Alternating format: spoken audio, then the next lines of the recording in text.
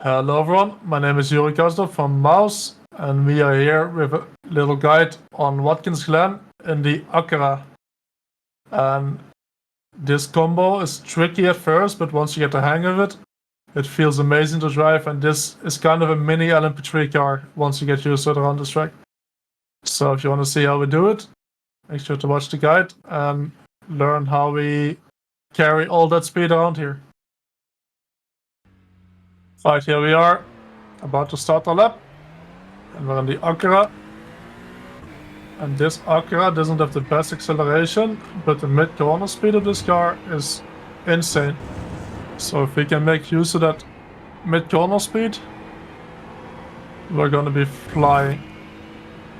Turn 1. Want to set it for a nice exit.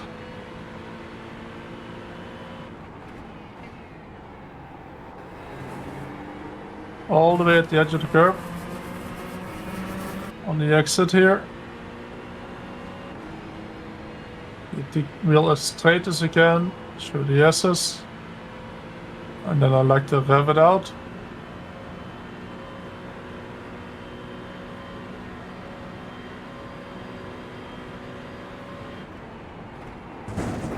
Very close to the barrier there on the entry.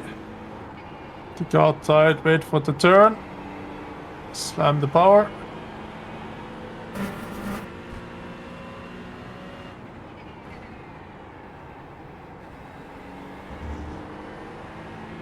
Carry that speed through the corners.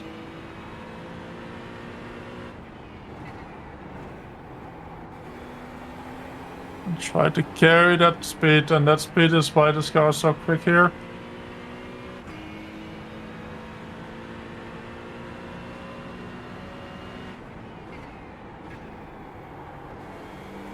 Run all the way wide here on the exit.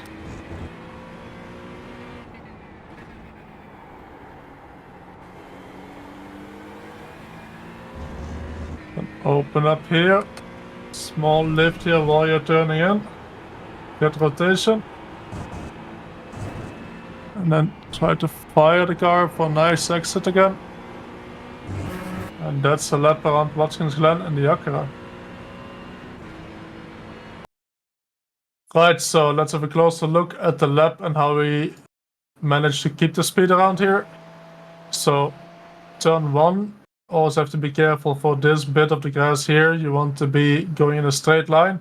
But if you're on the edge of the grass, you're going to end up in the grass. So I like to put my tire right next to the white line, or just about on the white line, so that I'm not clipping the grass on the entry. Then we brake quite early, so before the 200 here. And all we want to do here is maximize our exit speed. So make sure that we're turning in late. We're still on the complete left side here. Turning in late, and I'm aiming for this bit of the curb here. The right side tires. So I want my right side tires to be in here. And again, because we turn in late, by the time we get to the bottom here, the car compresses into the ground because it starts going up again. We want to be back on full power as quickly as we can. And if we did the entry right, we can slam the power here. And it will keep turning. Get a good exit, and we want to keep our right side tires on the curb. Get a small straight. Through the S's here, you just want to keep the wheel as straight as possible, shortest line, and scrub the least amount of speed. Then we get through the bus stop at Watkins Glen, which is always the point of talking. Where you want to brake it depends a lot on the line you take, the wind and everything, so I don't want to focus too much on where you want to brake it. You want to be looking at this apex, and especially this wall here anyways. And this wall here, you want this wall to have a meeting with your right mirror. But you don't want them to get into a fight. You want them to just gently kiss. So you want to turn in.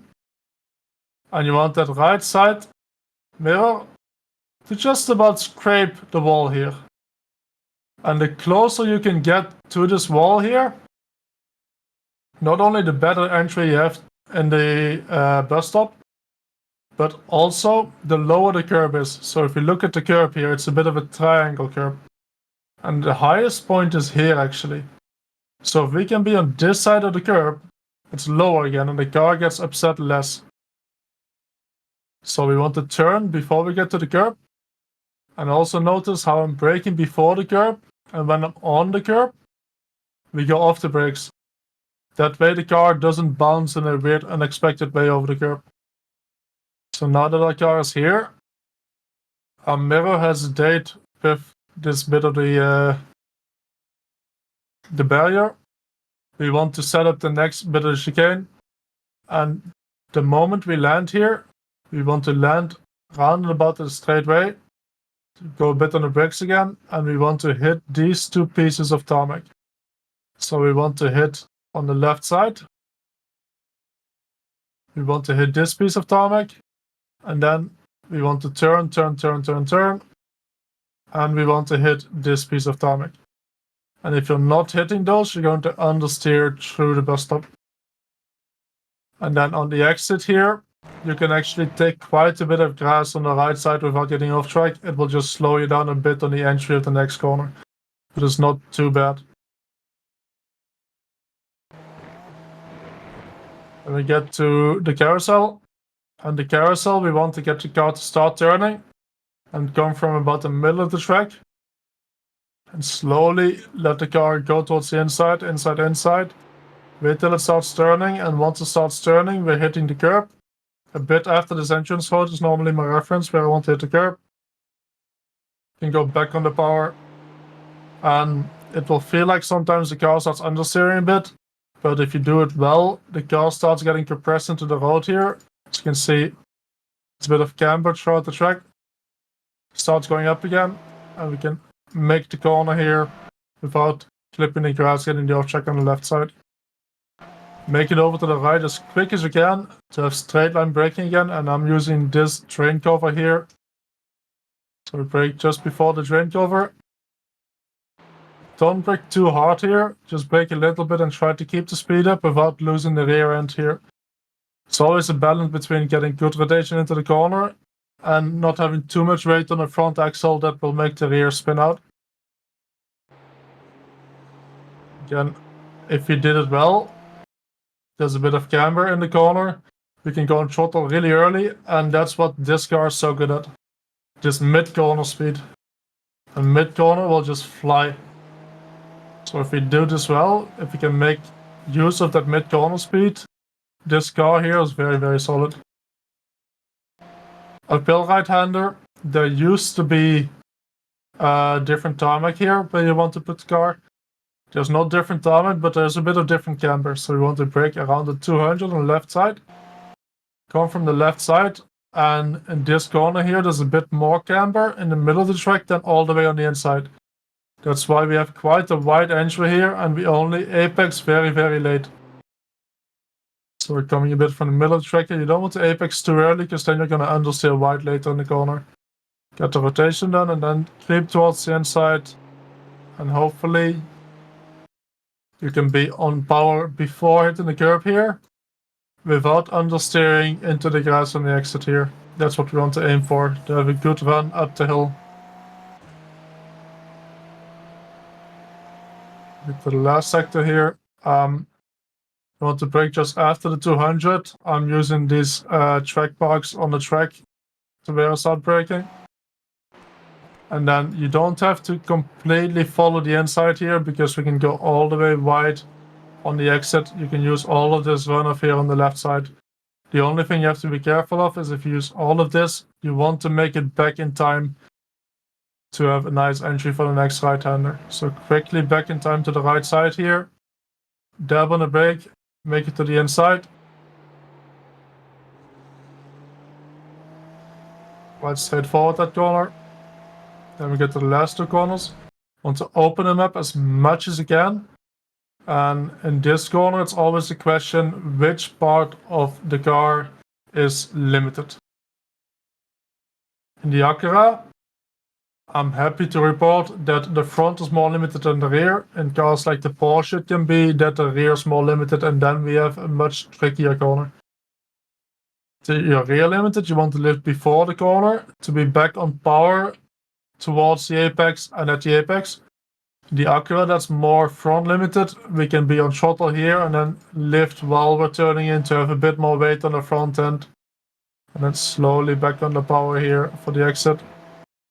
You can run wider here off the curb without getting off track, but then we can't really set up the last corner anymore. So I want to aim that my left side tires are on the edge of the curb to make it back to the left side here in time for the right hander. Small tap on the brake all the way from the left side here. And again, it's a cambered corner, so we can go on throttle early, make use of that mid-corner speed of the Acura, and fly through the corner. So we'll have a quick look at the delta, how we do these last two corners, because you have to be careful and tight and precise with your inputs. So, seeing here, while we're going straight and even turning in a bit, I'm still on 100%, and then we're lifting a bit in the corner to have a bit more weight on that front axle. And then towards the exit, we can go back flat out. In cars like the Porsche, you'll see this dip here, under 100%. You will see this here. And you'll see me go back on the power here to have a bit more weight on the rear axle, but it's much more tricky because you have to predict how much you have to lift here to be good in the middle here. The last corner here, tap on the brake, and slowly back on the power, but you can see we're already back full throttle, way before the middle point of the corner, right where we want to hit our apex, because it's a cambered corner. We want to carry the speed to the main straight.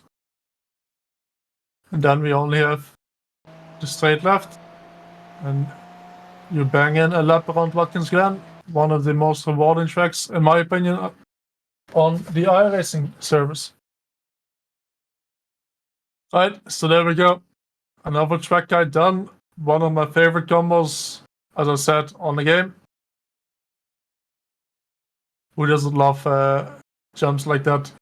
As long as you hit the rest of the track well, of course. If you want to see more guides like this, make sure to subscribe to the channel, and I will see everyone next week for the next track guide.